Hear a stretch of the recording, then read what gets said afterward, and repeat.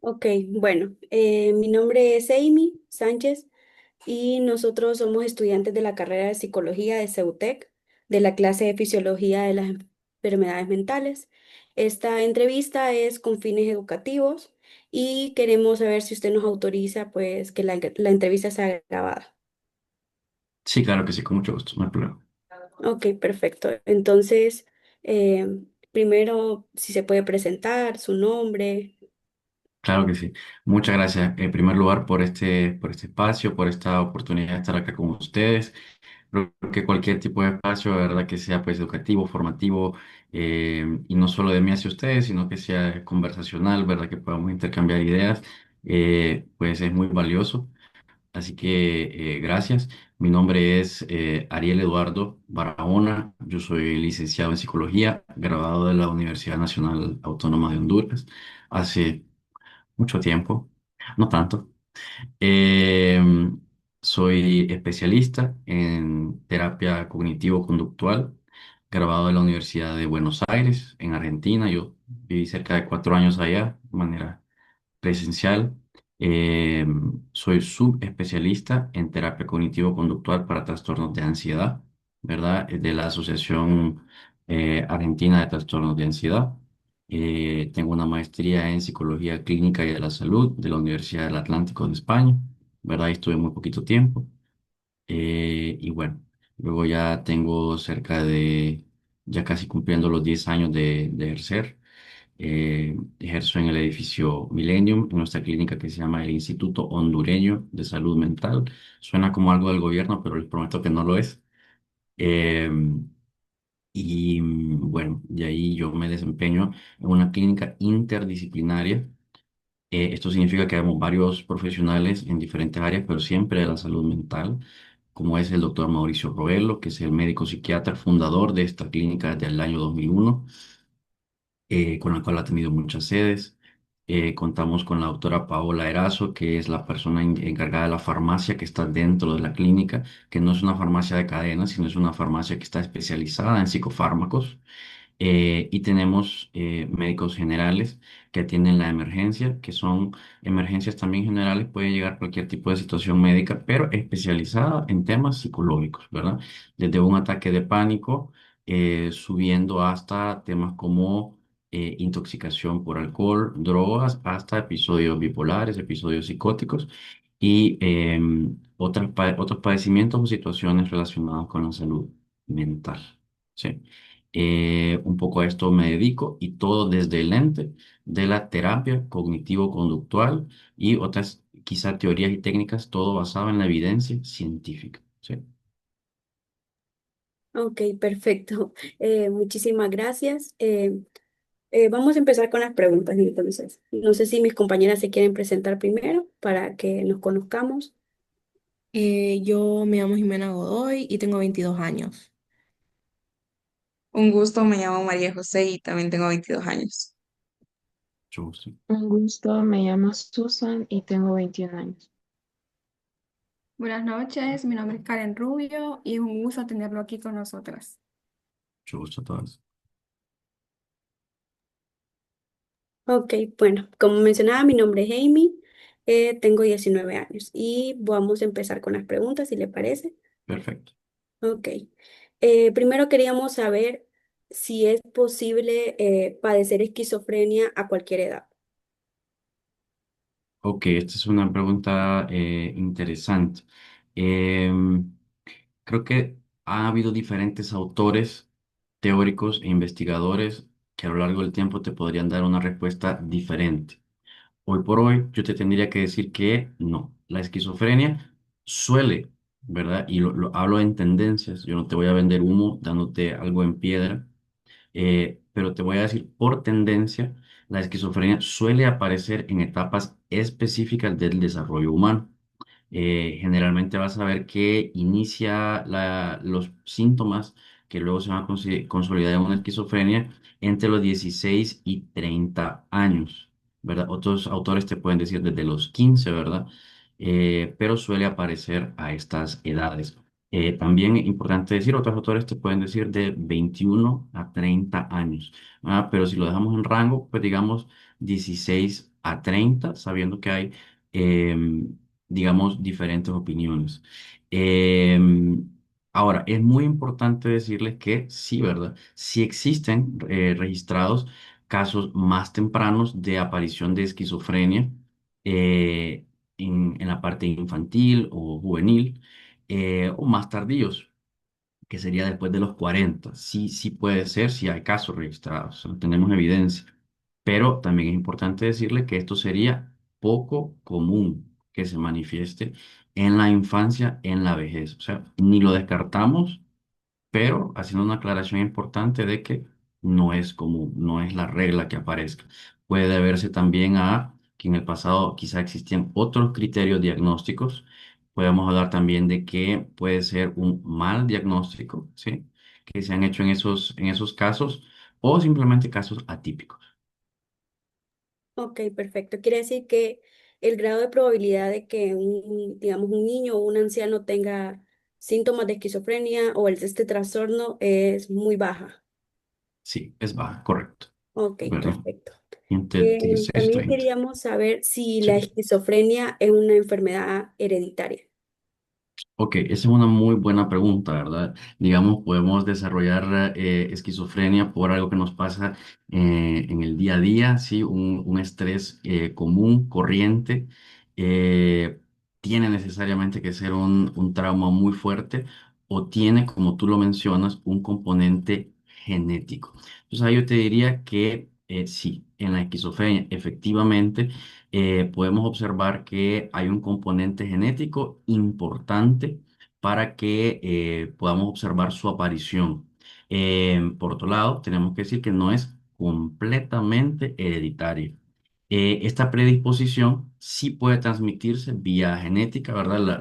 Tú lo heredas de tu papá o de tu mamá o de ambos, pero también influyen factores ambientales, como lo son, ¿verdad?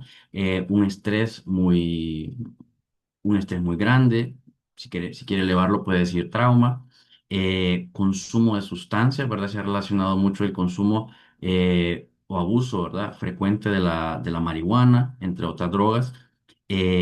Puede ser complicaciones perinatales, puede ser también aislamiento social, que estos factores ambientales, si los quieres llamar así, sumados, nunca como una isla, sumados a una carga o predisposición genética de ambos, de uno o ambos padres, pueden llevar a presentar síntomas de esquizofrenia, o sea, síntomas psicóticos, o más adelante un diagnóstico consolidado de esquizofrenia. Es decir, que aquí vamos a resaltar como un slogan, si tú lo quieres ver, que esa vulnerabilidad genética no necesariamente implica el desarrollar este padecimiento, pero sí aumenta, como tú decías, la posibilidad de aparición. Ok, entonces, en conclusión sería como ambos factores, tanto la herencia como el ambiente, influyen en este caso para que se pueda desarrollar, ¿verdad? Si de cajón tenemos lo hereditario, Ok, pero es importante decirte, ya saliéndonos de la salud mental y entrando más a un tema puramente biológico, que hay muchos padecimientos que tú puedes tener carga genética, ¿verdad? Especialmente cuando hablamos de enfermedades o desórdenes o padecimientos mentales que pueden estar ahí y nunca se van a despertar a menos que los factores sociales o si los factores sociales se presenten correctamente. Por ejemplo, puedes tener papá o mamá muy violento, tú tienes la predisposición para hacerlo también, ¿verdad? Hablando de criminalidad. Pero si en tu infancia no presenciaste actos violentos, no presenciaste ambientes hostiles, ya sea en tu barrio, colonia, residencial, em, y lo que vemos en Latinoamérica en general, los tipos de violencia, que no voy a profundizar en eso, ¿verdad? Entonces, probablemente esa genética heredada de delinquir o hacer daño físico o de otros tipos de violencia no se va a presentar, a menos que tú hayas tenido esa predisposición a esos factores sociales, aunque tu herencia genética esté ahí, dormida, ¿verdad? Entonces, si hay una carga importante en la esquizofrenia, más puede ser que no se desarrolle, a menos que se presenten los factores sociales mencionados. ok, perfecto. Y hay otras enfermedades en las que se pueda, bueno, en las que puede haber delirios y también alucinaciones. Sí, sí es una buena pregunta porque entonces las demás personas fuera del área de la salud o la salud mental, ¿verdad? Pueden quedar, en el público en general, pueden quedarse con la idea de que las alucinaciones y los delirios solo se presentan en el marco de un diagnóstico de trastorno por esquizofrenia, ¿verdad? Y esto es falso. En realidad, los delirios, las alucinaciones se pueden presentar como síntomas sin nunca llegar a un diagnóstico, ¿verdad? Por ejemplo, en un caso de episodio psicótico breve, es un episodio, pero no es un diagnóstico como tal. Y se puede presentar también en otros trastornos. Si tú me dices cuáles, bueno, podemos hablar del trastorno delirante persistente, ¿verdad? Podemos hablar del trastorno esquizoafectivo. Podemos hablar del trastorno bipolar, que cuando está en las fases maníacas o depresivas, a veces puede presentar episodios psicóticos que involucran, no necesariamente, pero a veces sí involucran delirios o alucinaciones. eh, Cuando tenemos un caso de depresión, ¿verdad? La llamada depresión psicótica, no estamos ante un diagnóstico de esquizofrenia, más esa depresión es tan grave que genera también delirios o alucinaciones. Si tú me presionas un poco más y me dijeras por qué en una depresión aparecería un delirio o una alucinación, yo te diría que tiene mucho que ver con la parte que todos ustedes están viendo en la clase, que es relacionada a los factores biológicos, ¿verdad? Muchos neurotransmisores que están presentes tanto en una depresión, ¿verdad? Ese desbalance químico que está presente en una depresión, pues a veces puede coincidir con lo que podrías ver cuando se presenta un delirio o una alucinación. Podemos verlo también en enfermedades que ni siquiera son del área necesariamente de psiquiatras, ¿verdad? A menos que se dediquen a la parte de la geriatría psiquiátrica o geropsiquiatría, por ejemplo, las demencias. En las demencias podemos ver de vez en cuando delirios y alucinaciones.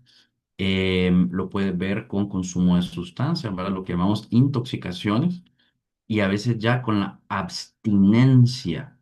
abstinencia de sustancias psicotrópicas, es decir, cuando tú con una persona por voluntad propia o en una clínica o hospital se le atiende y ha dejado el alcohol o las diferentes sustancias psicotrópicas o drogas, entonces esa persona puede desarrollar por su abstinencia delirios o alucinaciones, ¿verdad?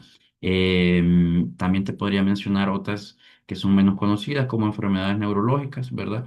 Y ya eso tendría más que ver con temas de epilepsia en el lóbulo temporal, tumores cerebrales, que también pueden causar estos síntomas, ¿verdad? Entonces, no son únicos de la esquizofrenia y a veces que ni siquiera son únicos de los trastornos de la categoría de los trastornos psicóticos, ¿no?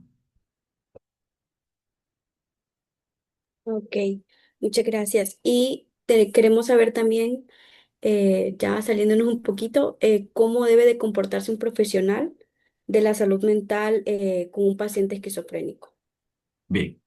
Excelente pregunta. Y pues acá como que nos salimos un poco de lo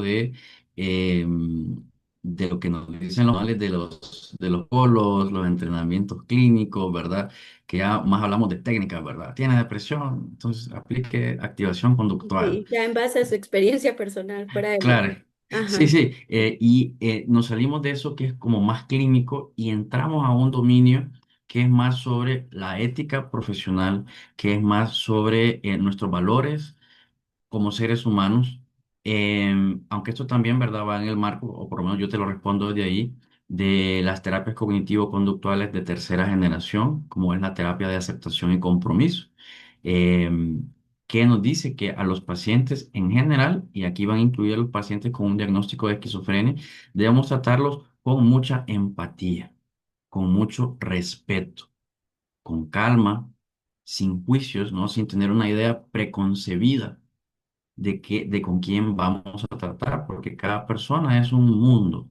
Cada persona viene con diferentes experiencias, diferentes contextos que eh, no podemos anticipar. Entonces, si nos hacemos una idea, quizá otro psicólogo, ¿verdad? Un colega o un psiquiatra nos remite a un paciente con diagnóstico de esquizofrenia, si tenemos prejuicios Entonces quizá vamos a decir, uy, esta persona puede ser violenta, esta persona puede ser sin valores, esta persona me puede hacer daño y caeríamos en no solo en prejuicios, sino en clichés que debemos abandonar como psicólogos y futuros psicólogos y psicólogas en el campo, ya sea que nos dediquemos a clínica o a otras áreas, ¿verdad? Es importante abandonar esos prejuicios. Entonces, ¿cómo debemos comportarnos? Bueno, debemos en primer lugar, en el primer contacto, mantener una comunicación clara, sencilla, especialmente si está en una fase activa en los síntomas psicóticos, porque claro, si el paciente está teniendo alucinaciones, está teniendo delirios, es decir, creencias que no podemos comprobar, pero que las tienen muy arraigadas y atentan contra su salud mental. Si hablamos, si tenemos una comunicación muy profunda o muy compleja, entonces, híjole, ¿cuánto nos irá a entender ese o esa paciente, ¿no? Entonces tiene que ser una comunicación clara y sencilla. Yo te diría también, nunca confrontar directamente los delirios, ¿verdad? Por ejemplo, si te dice, yo acá al lado tuyo veo a alguien sentado, tal vez no hay nadie, entonces no vamos a confrontar y decirle, no, señor, no, señora, no hay nada y usted está delirando, ¿verdad? Porque eso puede ser muy confrontativo. Podemos atentar contra el rapport y con la alianza terapéutica, ¿sí? Entonces, más allá de eso, lo que vamos a hacer es validar la experiencia emocional de ese o esa paciente y hacerlo sentir lo más cómodo o cómoda posible, ¿verdad? Un tercer punto sería que vamos a intentar que ese paciente genere adherencia al tratamiento. Nos vamos a poner a pelear, nos vamos a poner a debatir con el paciente si sus delirios, si sus alucinaciones son reales, si son dañinas, si son poco saludables. En ese momento, especialmente en un primer contacto y en citas subsiguientes, lo que queremos es que esa persona se adhiera al tratamiento, no por nosotros, sino por la salud de ese paciente, consultante, cliente, como ustedes lo quieran llamar, ¿verdad? Porque cuando hay adherencia al tratamiento, podemos ver o podemos aproximar mejores resultados para esa persona, ¿verdad? Y finalmente, pues promover un sentido de seguridad y confianza. ¿Verdad? Esa persona, el paciente regresa, la familia se siente cómoda y vamos a ir viendo mejorías poco a poco, ¿verdad? Perfecto. Ok, entonces sería la base de todo, podemos decir la empatía también. Sí, sin duda. Ok. Queremos saber también si las personas que sufren el trastorno de esquizofrenia son agresivos naturalmente. Ok. Entonces, es una buena pregunta de seguimiento porque tiene que ver con lo que hablamos antes, ¿no? De caer en prejuicios. Entonces, a veces incluso las películas lo retratan de esa manera, series de televisión, incluso las cosas que nosotros escuchamos eh, de toda la vida, ¿verdad? Cuando dicen, cuando bromean con, uy, te voy a enviar a Santa Rosita o al Mario Mendoza, mira que esa gente es peligrosa. Entonces, ¿qué, cuál es nuestra respuesta como profesionales de la salud mental, ¿verdad? Y es que no. La mayoría de las personas diagnosticadas con esquizofrenia no son agresivas. De hecho, solo una minoría va a mostrarles lo que ustedes podrían referir como conductas agresivas. Más bien se presentarían en contextos como de, podríamos decir, de miedo, de confusión, cuando se suma con un consumo de drogas o sustancias psicotrópicas, ¿verdad? Cuando hay, lo que hablábamos antes, un abandono del tratamiento. Pero en general las personas con esquizofrenia son más vulnerables más bien a ser víctimas de otros agresores, personas que se pudieran aprovechar de su condición pero no son agresivas. Ahora, como dije antes, ¿verdad? No vamos a decir que es que nunca son agresivas. Sí puede ser, sí está la chance de que llegue a ese punto, pero en general no lo son y por lo tanto debemos intentar combatir ese prejuicio o cliché, especialmente con el público general. Y a veces con los colegas también, ¿verdad? Porque puede ser que los colegas haya cierta desinformación. Ok, muchísimas gracias. Sí, mi compañera le va a hacer otras preguntas, solo informándole que si se nos acaba el tiempo del enlace, vamos a hacer otro. para No que se siga, preocupe, yo para entiendo. que no se quede ahí. Ok, continúa mi compañera. Ok, nuevamente un gusto, ¿verdad? La verdad me ha Hacer. gustado mucho lo que es la información que nos ha aportado, la verdad muy valiosa. De mi parte he aprendido mucho. Muchas Y gracias. bueno, siguiendo con las preguntas, ¿cuándo usted cree que se debe ingresar a un hospital, pues a una persona que padece de esquizofrenia? Ok. Entonces aquí sí ya es una pregunta un poco más protocolar que es importante que la manejemos, ¿verdad? ¿Por qué? Porque cuando nosotros vemos síntomas, ya sea en sus prácticas profesionales, ya sea en un caso hipotético del aula o ya en un hospital, ¿cierto? Cuando nosotros ejerzamos en nuestra clínica privada, entonces podemos ver algunos síntomas, pero solo por ver un síntoma lo vamos a hospitalizar. Entonces, no, ¿verdad? Vamos a hospitalizar o considerar hospitalizar cuando veamos que el paciente o la paciente es un riesgo para sí mismo o para otras personas, ¿verdad? Por ejemplo, para sí mismo sería que tengan gestos o ideación suicida, una planificación ya muy estructurada. Acá sí cuando veamos que hay agresión, porque recordemos que dijimos que sí puede haber. Entonces cuando haya un poco cuando veamos agresión, entonces sí podemos considerar que hay criterios para el hospital, pero definitivamente no solo eso, ¿verdad? Sino que cuando nosotros veamos que hay desorganización severa del pensamiento, de la conducta, ¿verdad? Como que se descarrilan de los pensamientos cuando vemos que hay una conversación, cuando hay conductas que consideremos que claramente no son propias de una persona en un estado mental saludable, lúcido, funcional, ¿verdad? Cuando estas conductas impidan, por ejemplo, satisfacer las necesidades básicas de la persona, si no puede buscar sustento, si no puede regresar a su casa por el estado alterado de conciencia en el que se encuentra. Em, en los estados psicóticos, entonces vamos a ir un poco más profundo y vamos a decir que cuando haya una pérdida parcial significativa o una pérdida total del contacto con la realidad. Cuando hay una pérdida con la realidad, entonces es una persona que, a ver, podemos dejarla ir a su casa. ¿Qué va a pasar con el tráfico? ¿Qué va a pasar con el transporte? Es parte de nuestra ética, de nuestro deber, ¿verdad? Velar por la salud de esa persona y en ese caso sí sería un criterio para ingresarlo a un hospital. Puede ser también el fracaso de un tratamiento ambulatorio, cuando el tratamiento ambulatorio lo intentaron y no funciona, entonces buscan una segunda opinión o un siguiente profesional especialista. Entonces ahí sí el ingreso igual debe ser temporal, eso es importante decirlo, y terapéutico, no punitivo. O sea, no vamos a decir, tiene un trastorno mental, esquizofrenia, psicótico, y o sea, aquí va a estar el resto de su vida, 7 años, porque hay casos en los que ha sucedido así. Y no, ¿verdad? El internamiento, la terapia no debe ser punitiva, debe ser terapéutica, ¿verdad? Debe buscar que esa persona em, logre obtener nuevas herramientas y nuevos recursos, salga de su estado psicótico, tenga acceso a el tratamiento farmacológico si es posible, si es necesario también.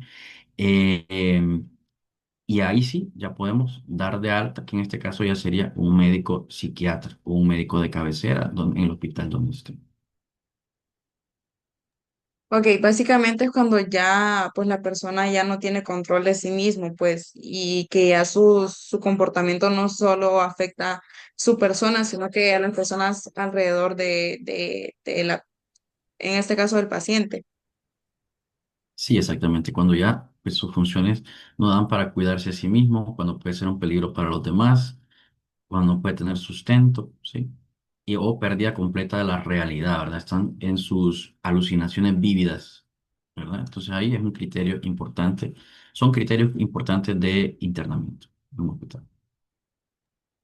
Ok, ahorita vamos a hacer la otra reunión para no dejarlo a media palabra, entonces le vamos a estar enviando nuevamente el link. Muchísimas gracias.